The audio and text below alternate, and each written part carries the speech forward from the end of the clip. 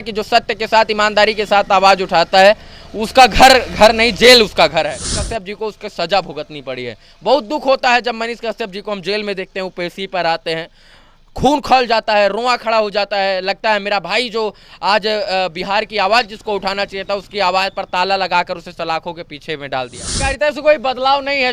जब पहले और स्मार्ट दिखते थे, अब फटीचर दिखने लग गए हैं। यही बदलाव हुआ है। पहले सुबह नहाते थे, तीम ताम लगाकर ऑफिस में बैठकर दिन भर कंप्यूटर का बटन चलाते थे।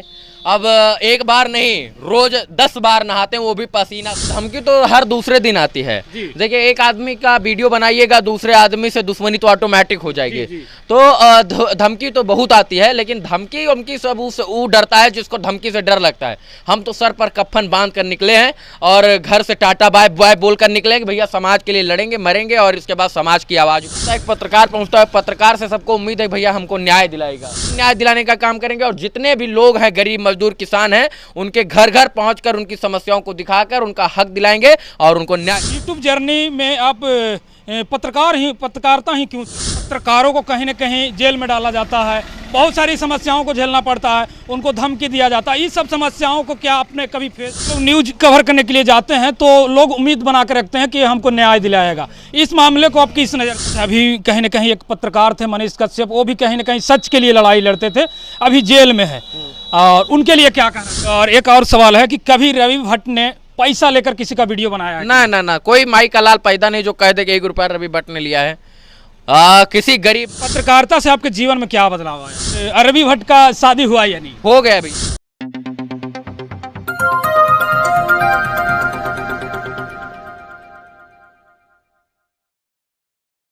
अभी हमारे साथ जो व्यक्ति हैं किसी परिचय का मोहताज नहीं है। अभी हमारे साथ मौजूद हैं रवि भट्ट, टाइम ऑफ अयोध्या का पत्रकार। ये जो है जन की समस्याओं को चीख कर, चिल्ला कर जो है दिखाने का प्रयास करते हैं और लोगों का न्याय दिलाने का प्रयास करते हैं। सबसे पहले मेरा चैनल में आपका स्वागत। बहुत बहुत धन्यवाद भाई, और बहुत अच्छा कार्य कर रहे हैं आप। गया जिले के अंदर जिस प्रकार से लोगों की समस्याओं को उठा रहे हैं, बहुत अच्छा काम कर रहे हैं। शुभकामना आपको। तो यूट्यूब जर्नी में आप पत्रकारिता ही क्यों चुने सर? देखिए, पत्रकारिता से आम जनमानस के बीच में पहुंचा जा सकता है, लोगों की समस्याओं को दिखाया जा सकता है, लोगों की बात उठाई जा सकती है। बाकी नौकरी कीजिएगा तो अपना पेट चलेगा, किसी का भला नहीं होगा। तो पत्रकारिता इसलिए कि लोगों का, समाज का भला होगा। लोगों के अंदर बहुत सारी समस्याएं हैं, उनके गांव में, शहर में, कस्बे में। उन समस्याओं को उठाने वाला ईमानदारी के साथ कोई है नहीं।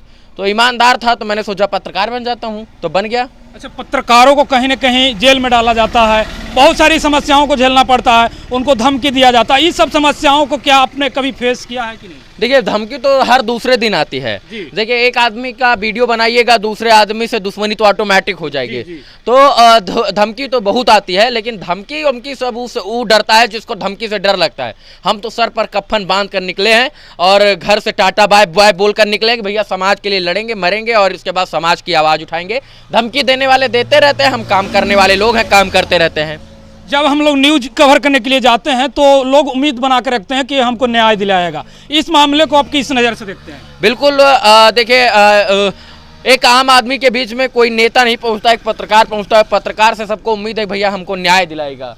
और मैं पत्रकार होने के नाते मैं सबसे वादा करता हूं कि मैं आपको न्याय दिलाऊंगा और कहीं भी मैं जाऊंगा तो सबको न्याय दिलाने का काम करूंगा, और न्याय मिलता भी है। बहुत सारे लोग हैं जिनको न्याय दिलाने का काम मैंने 2-3 साल में किया है, वो लोग बहुत खुश हैं, उन सबको न्याय मिला है। और भी हम न्याय दिलाने का काम करेंगे, और जितने भी लोग हैं, गरीब मजदूर किसान हैं, उनके घर घर पहुँच उनकी समस्याओं को दिखाकर उनका हक दिलाएंगे और उनको न्याय दिलाएंगे।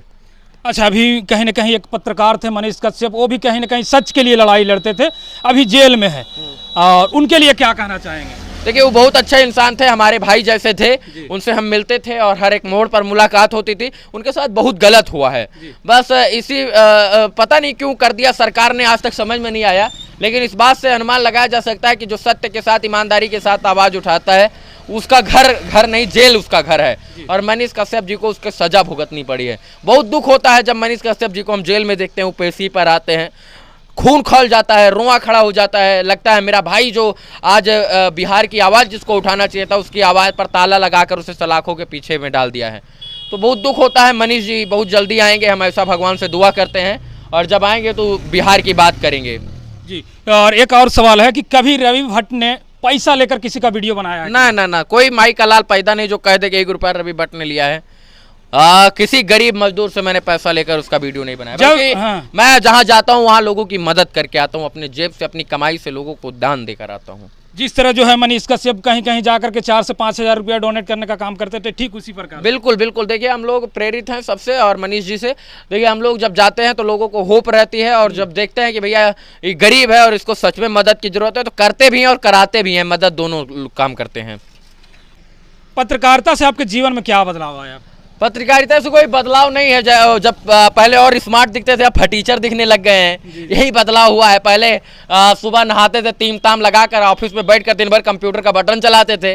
अब एक बार नहीं, रोज 10 बार नहाते हैं, वो भी पसीना से। जितना वीडियो बनाते उतनी बार पसीना होता है, उतनी बार गर्मी लगती है, और रोड पर जीवन बीत रहा है। पहले एसी में ऑफिस में जीवन बीतता था, अब गाड़ी और सड़क गली चौक चौराहे पर बीतता है। यही बदला और कुछ नहीं बदला है जीवन में। अच्छा, आपका पर्सनल जीवन में? पहले दाढ़ी हर 7वें दिन पर कटती थी, अब 1 महीना पर कटती है। दाढ़ी बाल देख रहे हैं, मूछ बन गया, जैसे बाबा बन गए हैं। तो यही ना बदला है। अच्छा, रवि भट्ट का शादी हुआ या नहीं? हो गया भैया, शादी वादी हो गया है। अच्छा। बच्चा नहीं है, शादी हो गया है। 2 साल हो गया शादी को। पत्रकारिता जो है कहीं न कहीं एक संघर्ष का जीवन है। लोगों को जन समस्याओं को दिखाने का प्रयास करते हैं। कहीं न कहीं दोपहर में भूखा भी रहना पड़ जाता है। क्या भैया? पहले आराम था, अब संघर्ष है कि एक दिन खाना नहीं नसीब होता है। सच बताइएगा, मध्याह्न भोजन कम करते हैं? अभी सुबह से कुछ नहीं खाए हैं। कितना सुबह से कुछ नहीं खाए? बताओ कितना बज रहा है? बज गया, 2:30 बज गया करीब करीब। 2:25 हो रहा है। हाँ। और सुबह से सिर्फ ब्रेड खाए हैं, बस पानी 1 घूंट, ब्रेड 4 गो। अच्छा, पत्रकारों को क्या संदेश देना चाहेंगे? जो ईमानदार रहिए, हाँ। अच्छे से काम कीजिए, सच्चाई के साथ। हाँ। दलाली मत कीजिए, अपने गांव की समस्याओं को दिखाइए, अपने शहर की समस्या को दिखाइए। बिहार को बदलिए, बिहारी होने का फर्ज निभाइए। जी, तो बाकी विशेष इनके बारे में क्या सोचते हैं कमेंट में प्रतिक्रिया अवश्य दीजिएगा। टाइम ऑफ अवधिया आप लोग कहीं ना कहीं देखते होंगे, जन की समस्या के लिए लड़ भी जाते हैं।